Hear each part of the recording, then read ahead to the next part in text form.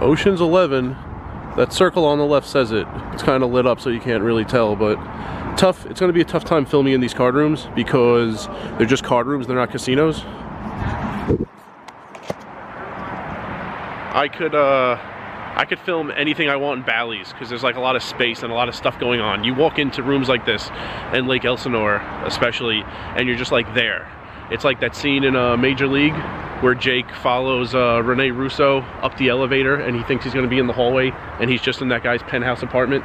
Like awesome. you're just in there, so it's tough to film, but I got you the outside and I'll try in other casinos. I remember Morongo? Agua. I think Agua is the most like a casino. I remember filming at a slot machine in Agua last year. So Agua, I'll definitely get some on the inside, better than I did last year. Herbs and Rye is way ahead in the challenge. You won, what, like 4? 359, I lost almost 8, so he's way ahead. Yeah, I had, Herbs and Rye didn't see all these hands, we were at the same table. I had jacks on an ace-high board, I won, but I mean, it couldn't be a big pot.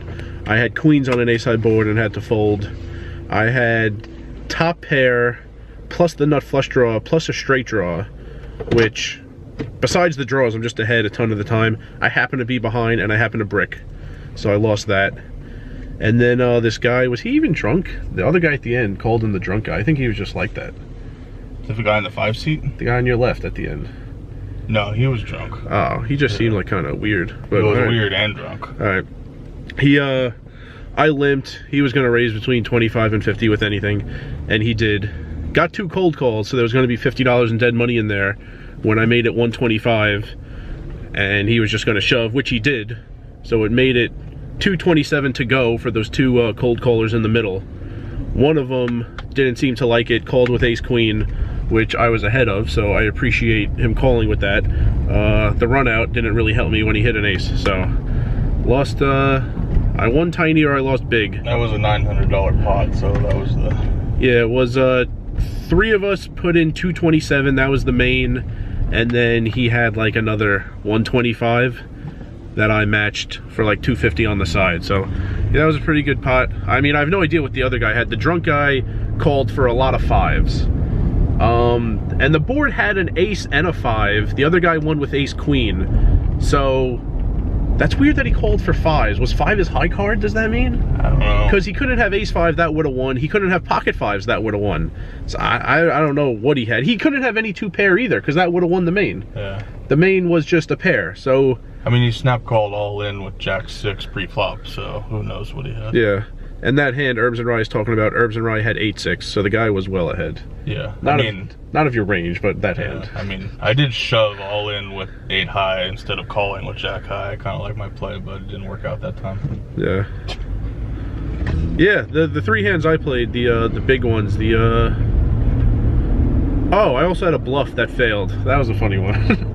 That was actually a really good read and a really good multi-street bluff, because on the turn of ace, king, queen, ace, there's no point for me to bluff unless I'm willing to barrel the river, because I know hands like queen 10, queen jack, king 10, they're calling the turn because they could improve, but they can't call big bets on the river. So there's no point to just bet the turn. I bet the turn planning to bluff all complete brick rivers, and that's exactly what happened. And a guy held on for dear life with queen 9, which was bottom pair, no kicker. I think he either saw your cards or he just hated you. No, it just, the sizing, it's funny, the sizing in Vegas, if I bet like 20 on the river, people would snap fold his hand. I bet 60, which was half pot, which just wasn't quite big enough for him to fold. He was just too curious. I'm not used to the California players, but... He was also stuck.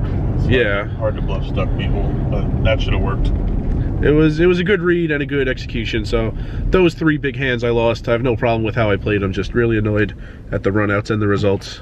But there's 9 days left, and that's about it. I will try to film the insides.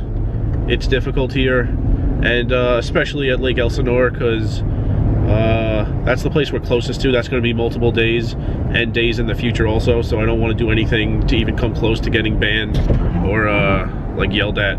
But in the other rooms, I'll definitely do it. Like in how do you pronounce it? Yamul? Hamul. Hamul, outside San Diego. This could be very well the only time in my life I'm ever there, so I don't really care if someone notices and or yells at me or like reprimands me. So in some of the rooms I'll definitely try really hard, and some of them maybe not so much. But that's a wrap on day one. Herbs and Rye is up a ton of money in this challenge, and we will get a prize eventually. Not yet, but we'll figure it out in the future. Anything else to add? All right, that's it. Day 2 tomorrow. And remember, rice is a spoon food.